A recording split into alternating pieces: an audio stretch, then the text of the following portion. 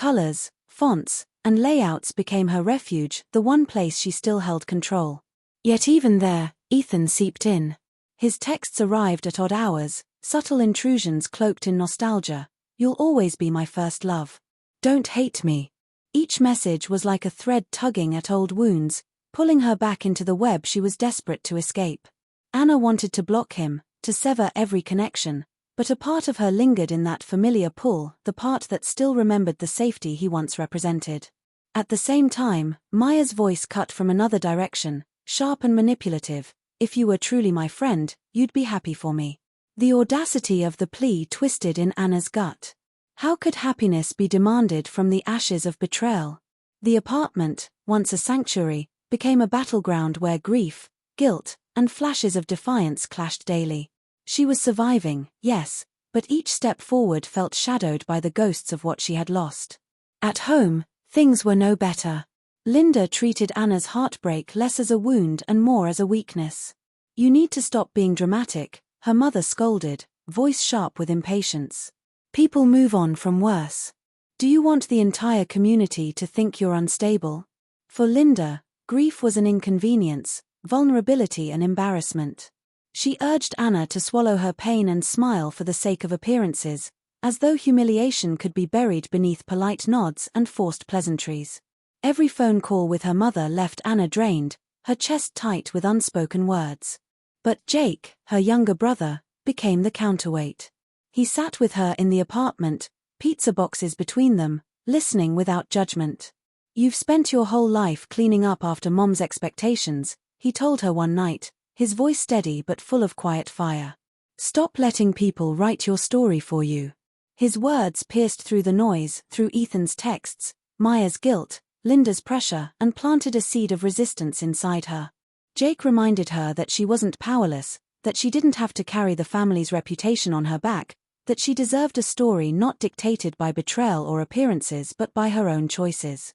Still, every time she tried to rise above, the weight of their voices pressed down again. It was a war between the desire to reclaim her life and the chains of expectation that had bound her since childhood. And though Jake's support offered hope, Anna wasn't sure she had the strength yet to live the truth he saw in her. The tension came to a breaking point when Anna learned Maya wasn't content with stealing Ethan, she was rewriting the story of the betrayal itself. Whispers reached Anna through colleagues, through chance conversations in coffee shops. Maya had been telling people that Anna was unstable, that she had clung too tightly to Ethan, that her overreactions were what drove him away.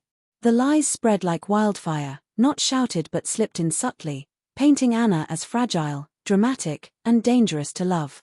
It was the ultimate twist of the knife, betrayal layered with defamation.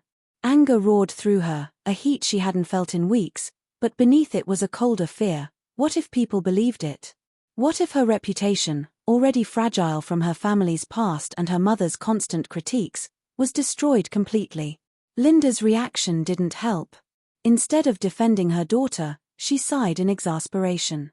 This is exactly why I told you not to make a spectacle. You're feeding the narrative. To Anna, it felt like drowning, every voice around her pushing her deeper under. Only Jake stood by her, urging her to fight, to speak the truth, to stop letting Maya and Ethan dictate the way she was seen. But Anna was caught in the storm, her heart torn between silence and rage. Every glance in public felt suspicious, every whisper a confirmation of Maya's lies. The betrayal was no longer private, it had become public theater, with Anna cast as the unstable villain. And yet, in the quiet of her apartment, clutching her father's watch again, she felt the spark of something shift, anger sharpening into resolve. If they wanted to paint her as broken, maybe it was time to show them just how strong broken pieces could be. The day of Ethan and Maya's wedding dawned with heavy skies, the kind that threatened rain but held back, leaving only a suffocating weight in the air. Anna sat in her apartment, staring at the invitation she had never RSVP'd to but had kept, unable to decide what to do with it. Part of her wanted to stay away, to bury the day under silence, but another part burned with a need for closure. She wasn't going to the wedding to make peace, nor to seek reconciliation, she was going to face them, to prove to herself that their choices no longer defined her. Dressed simply, with none of the frills of a guest trying to impress, Anna walked into the church.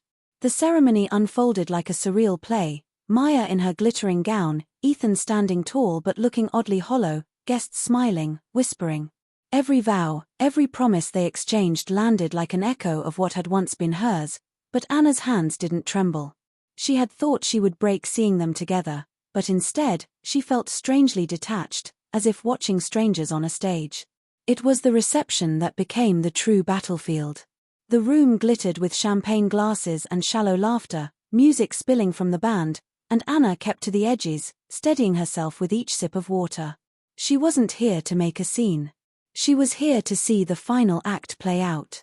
But fate intervened with sharper teeth than she could have imagined, and it came not through confrontation, but through an overheard truth that would crack the performance wide open. It happened near the powder room, where voices carried too easily across the thin walls. Anna froze when she heard Maya's voice, sharp with disdain, dripping with arrogance. Love him? Please. Ethan was never about love. He was about winning. About proving I could take what Anna thought was untouchable. And I did. She'll never outshine me again. Anna's breath caught, her body rooted to the spot. The words sliced deeper than any betrayal yet, not because they revealed new pain, but because they stripped Ethan's illusion bare.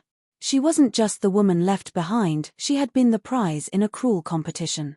Before she could slip away, another sound joined, Ethan's voice. He had come upon the conversation too, his usually measured tone fractured. You never loved me." His words carried disbelief, but beneath it, the cracks of devastation spread like glass shattering. Anna turned slightly, enough to see him standing there, his face drained of color, eyes wide with the recognition that he had been nothing more than a weapon in Maya's private war. Maya's smirk faltered for the first time, caught in her own trap, but her attempt at recovery rang hollow. "You're overreacting."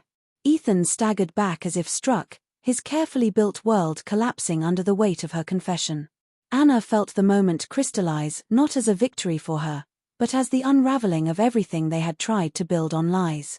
And for the first time since the betrayal, she felt the power shift, not toward revenge, but toward truth.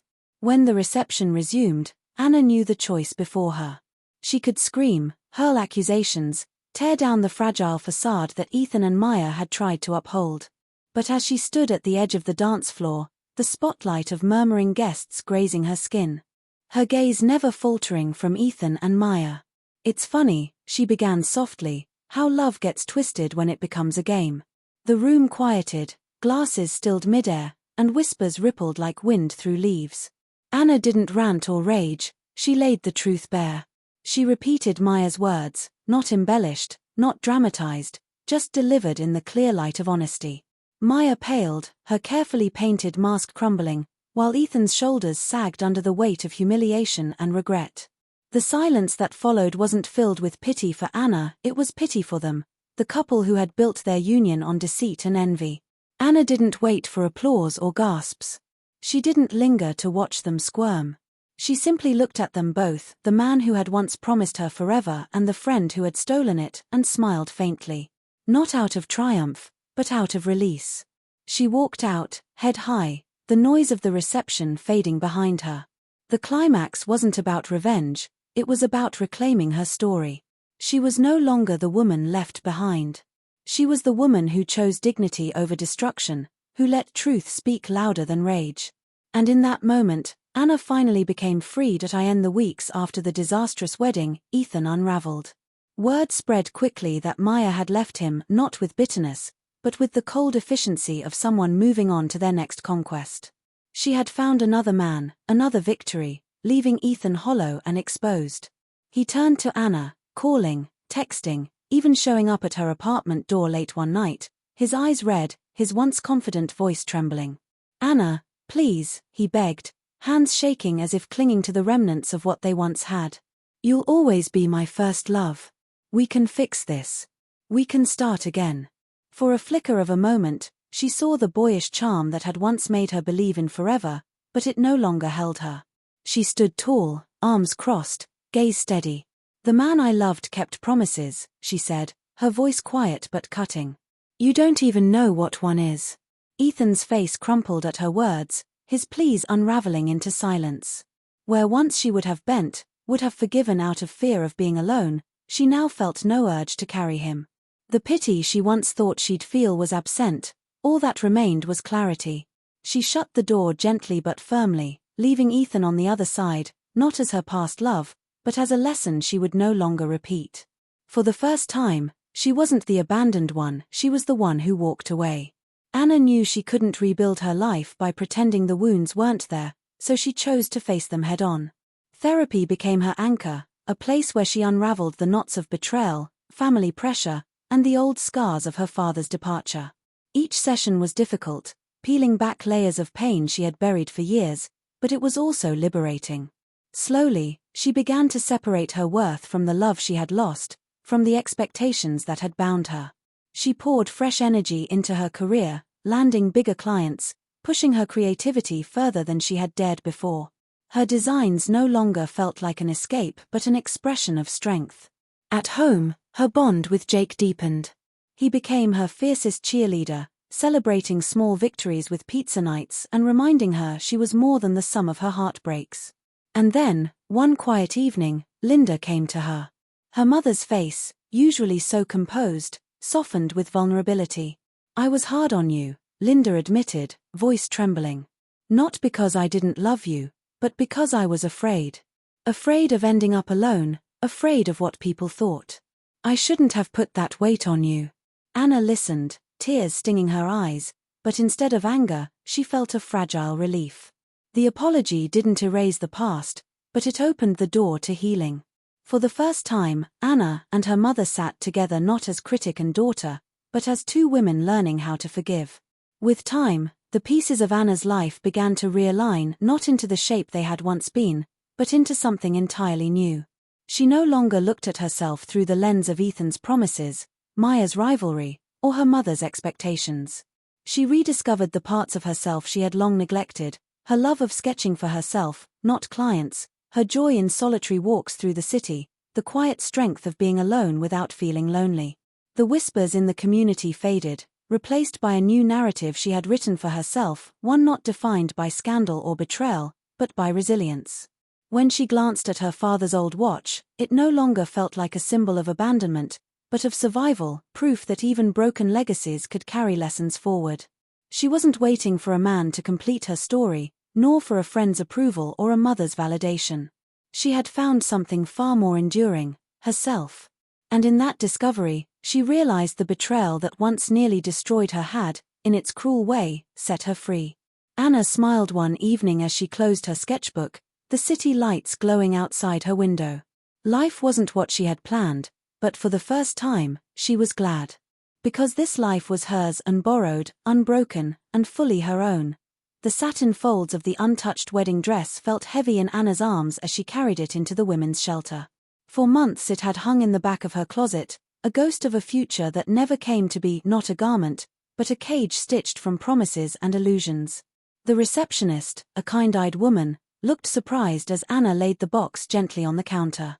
"It's never been worn," Anna whispered, brushing her hand once over the fabric. Her throat tightened, but this wasn't sorrow anymore, it was release. She leaned closer, murmuring softly, almost as if to the dress itself, "May this bring someone joy, not chains." With those words, she turned away, her steps light, unburdened. The door shut quietly behind her, but in her chest, it sounded like thunder, a door closing not on love, but on the idea that her worth lived and died in it. The dress, once a symbol of betrayal, was no longer hers to bear. Later that evening, Anna sat by the wide window of her new apartment, the late sunlight spilling golden across her sketchbook. Her pencil moved freely, tracing lines that had nothing to do with clients or deadlines. These were designs for herself, wild, experimental, unapologetically bold. In the background, a faint hum of city traffic filtered in, but for the first time in years, she wasn't drowning it out. She welcomed the sound, proof of life, proof of movement. She paused to pick up her journal, fingers resting on the worn leather cover before she wrote. The words came easily, flowing like confession, but without shame. "He promised me forever." But forever was never the gift. Freedom is. She set the pen down, letting the sentence linger on the page like a final chord in a song. Her reflection in the glass no longer looked like the woman who once begged for scraps of affection. This version of herself, sketchbook in hand, light pouring around her, smile flickering at the corners of her lips, was whole. The next morning, Anna stepped onto the bustling city street. No white dress, no bouquet, no groom waiting at the end of an aisle. Just the rhythm of her own footsteps against the pavement, the air crisp with early possibility. People brushed past her, each carrying their own stories, their own heartbreaks and hopes, and for once she didn't feel small among them.